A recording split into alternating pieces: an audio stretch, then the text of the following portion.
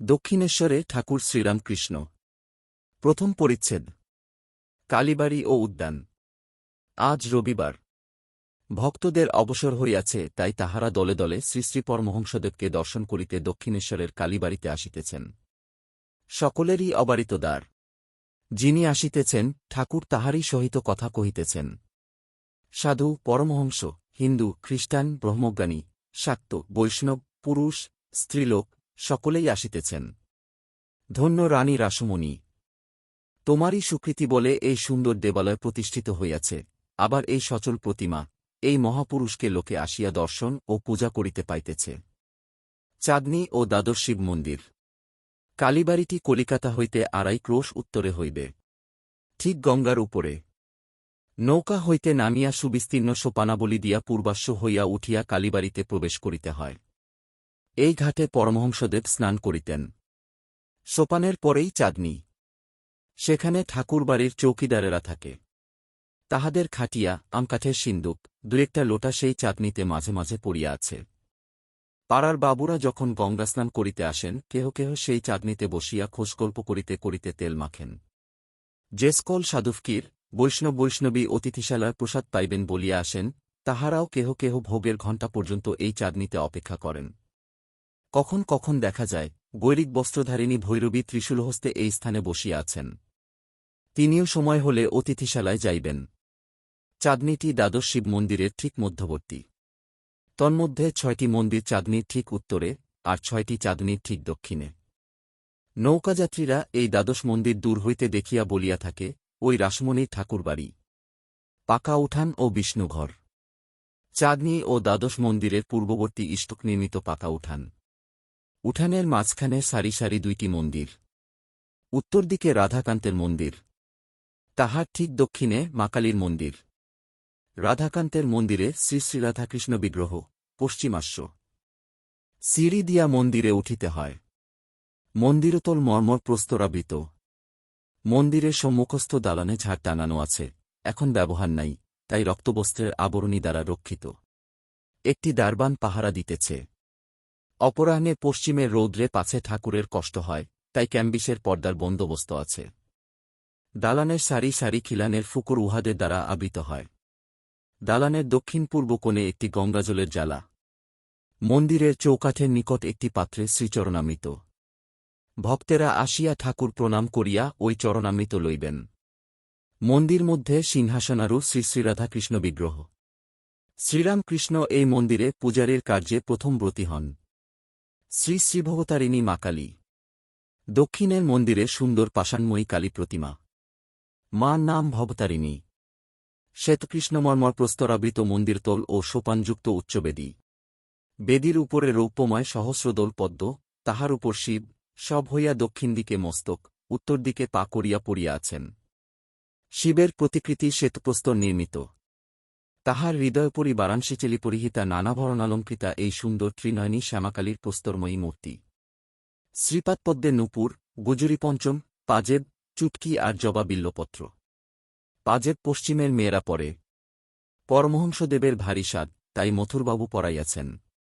মার হাতে সোনার বাউটি, তাবিজ ইত্যাদি। অগ্রহাতে বালা, নারিকেল ফুল, পুইচে, বাউটি, মধ্যহাতে তার, তাবিজ ও বাজু, তাবিজের ঝাপা দোদুল্যমান। গোলদেশে চিক, মুক্তার 7 নর মালা, সোনার 32 নর, তারাহার ও সুবর্ণ নির্মিত মুন্ডমালা, মাথায় মুকুট, কানে কানবালা, কানপাশ, ফুলঝুমকো, চৌদানি ও মাছ। নাসিকায় নত নৌলক দেওয়া। ত্রিনয়নীর বাম হস্তদ্বয়ে নির্মুণ্ড অসি, দক্ষিণ হস্তদ্বয়ে বরাভয়। কোটিদেশে নরকারমালা, নিমফল ও কোমরপাটা। মন্দির মধ্যে উত্তর পূর্ব কোণে বিচিত্র সজ্জা, মা বিশ্রাম করেন। দেওয়ালের একপার্শ্বে চামর ঝুলিতেছে। ভগবান শ্রীরামকৃষ্ণ ওই চামর লইয়া কতবার মাকে ব্যজন করিয়াছেন। বেদির উপর পদ্মাসনে রূপার গেলাসে জল। তলায় সারি সারি ঘটি, তন্মধ্যে শ্যামার পান করিবার জল। পদ্মাসনের উপর পশ্চিমে অষ্টধাতু নির্মিত সিংহ, পূর্বে গধিকা ও ত্রিশূল। বেদির অগ্নিকোণে শিবা, দক্ষিণে কালো প্রস্তরের বৃষ ও ঈশান কোণে হংস। বেদি উঠিবার সোপানে রৌপ্যময় ক্ষুদ্র সিংহাসনোপরি নারায়ণশিলা, একপার্শ্বে পরমহংসদেবের সন্ন্যাসী হইতে প্রাপ্ত অষ্টধাতু নির্মিত রামলালা নামধারী শ্রীরামচন্দ্রের বিগ্রহ মূর্তি ও বানেশ্বর শিব। আরও অন্যান্য দেবতা আছেন। দেবী প্রতিমা দক্ষিণাস্য। ভবতারিণীর ঠিক সম্মুখে, অর্থাৎ বেদীর ঠিক দক্ষিণে ঘটস্থাপনা হইয়াছে। সিন্দুর রঞ্জিত, পূজান্তে নানা কুসুম বিভূষিত, পুষ্পমালাশোভিত মঙ্গলঘট। দেওয়ালের একপার্শ্বে জলপূর্ণ তামার ঝাড়ি, মা মুখ ধুইবেন। ঊর্ধ্বে মন্দিরে চাঁদোয়া, বিগ্রহের পশ্চাৎদিকে সুন্দর বারাণসী বস্ত্রখণ্ড লম্বমান। বেদীর চারিকোণে রূপময় স্তম্ভ। তদুপরি বহুমূল্য চন্দ্রাত, উহাতে প্রতিমার শোভাবর্ধন হইয়াছে। মন্দির দোহারা। দালানটির কয়েকটি ফুকর সুদি কপাট দ্বারা সুরক্ষিত। একটি কপাটের কাছে চৌকিদার বসিয়া আছে। মন্দিরের দ্বারে পঞ্চপাত্রে শ্রীচরণামৃত। মন্দির শীর্ষ নবরত্ন মণ্ডিত। নিচের থাকে চারিটি চূড়া, মধ্যের থাকে চারিটি ও সর্বোপরি একটি। একটি চূড়া এখন ভাঙিয়া রহিয়াছে। এই মন্দিরে এবং রাধাকান্তের ঘরে পরমহংসদেব পূজা করিয়াছিলেন। নাটমন্দির। কালীমন্দিরের সম্মুখে অর্থাৎ দক্ষিণ দিকে সুন্দর সুবিস্তৃত নাটমন্দির। নাটমন্দিরের উপর শ্রী শ্রী মহাদেব এবং নন্দী ও ভৃঙ্গি। মার মন্দিরে প্রবেশ করিবার পূর্বে ঠাকুর শ্রীরামকৃষ্ণ মহাদেবকে হাতজোড় করিয়া প্রণাম করিতেন, যেন তাহার আজ্ঞা লইয়া মন্দিরে প্রবেশ করিতেছেন। নাটমন্দিরের উত্তর দক্ষিণে স্থাপিত দুই সারি অতি উচ্চ স্তম্ভ। তদুপরি ছাদ। স্তম্ভশ্রেণীর পূর্বদিকে ও পশ্চিম দিকে নাটমন্দিরের দুই পক্ষ।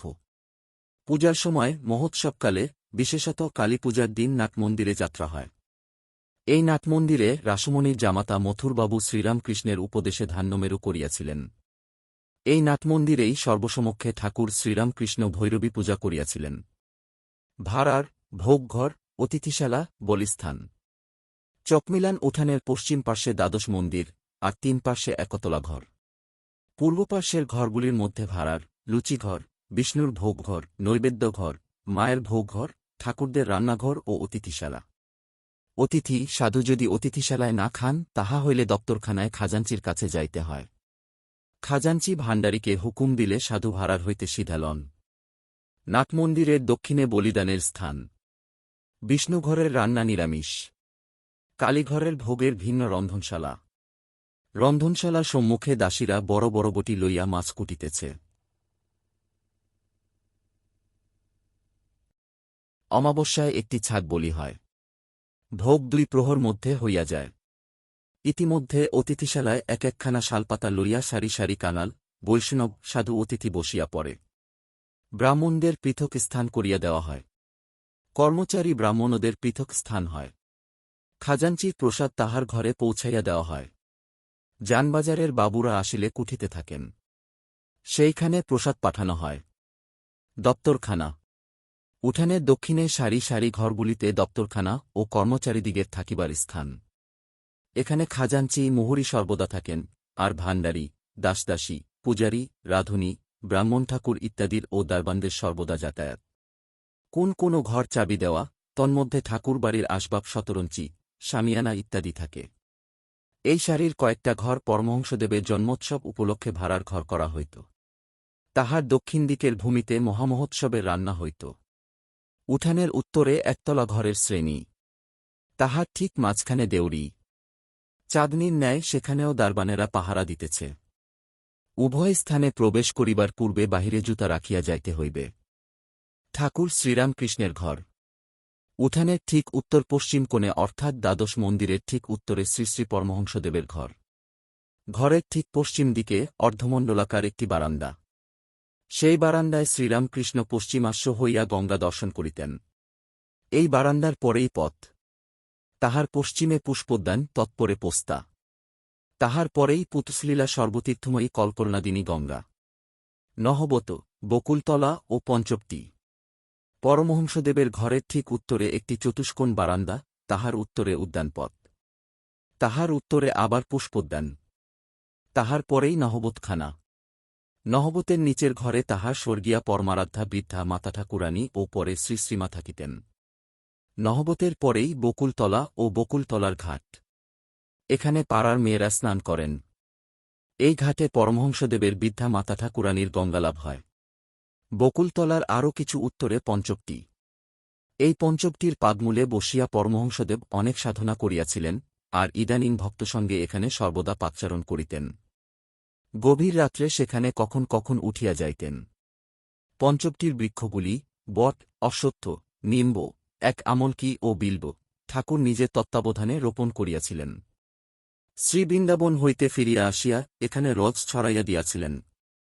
এই পঞ্চকটির ঠিক পূর্বগায়ে একখানি কুটির নির্মাণ করাইয়া ভগবান শ্রীরামকৃষ্ণ তাহাতে অনেক ঈশ্বর চিন্তা, অনেক তপস্যা করিয়াছিলেন। এই কুটির এক্ষণে পাকা হইয়াছে। পঞ্চকটি মধ্যে সাবেক একটি বটগাছ আছে, তৎসঙ্গে একটি অশ্বত্থ গাছ, দুইটি মিলিয়া যেন একটি হইয়াছে। বৃদ্ধ গাছটি বয়সাধিক্যবশত বহু কোটর বিশিষ্ট ও নানাপক্ষিস মাকুল ও অন্যান্য জীবেরও আবাসস্থান হইয়াছে। পাদমূলে ইষ্টক নির্মিত সোপানযুক্ত মণ্ডলাকার বেদী সুশোভিত। এই বেদীর উত্তর পশ্চিমাংশে আসীন হইয়া ভগবান শ্রীরামকৃষ্ণ অনেক সাধনা করিয়াছিলেন, আর বৎসের জন্য যেমন গাভী ব্যাকুল হয় সেইরূপ ব্যাকুল হইয়া ভগবানকে কত ডাকিতেন। আজ সেই পবিত্র আসনপরি বটবৃক্ষের সখী বৃক্ষ অশ্বত্থের একটি ডাল ভাঙিয়া পড়িয়া আছে।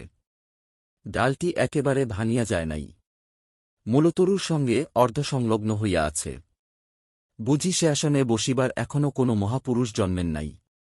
ঝাউতলা, বেলতলা ও কুঠি। পঞ্চকটির আরও উত্তরে খানিকটা গিয়া লোহার তারের রেল আছে। সেই রেলের ওপারে ঝাউতলা। সারি সারি চারিটি ঝাউগাছ। ঝাউতলা দিয়া পূর্বদিকে খানিকটা গিয়া বেলতলা। এখানেও পরমহংসদেব অনেক কঠিন সাধনা করিয়াছিলেন।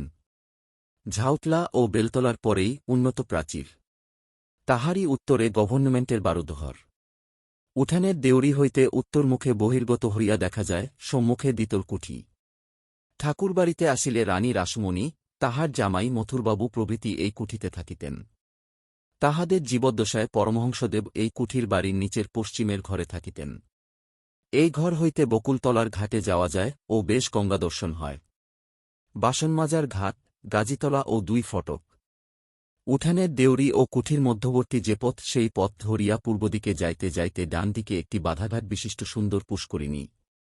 মা কালীর মন্দিরে ঠিক পূর্বদিকে এই পুকুরের একটি বাসনমাজার ঘাট ও উল্লিখিত পথের অনতিদূরে আরেকটি ঘাট।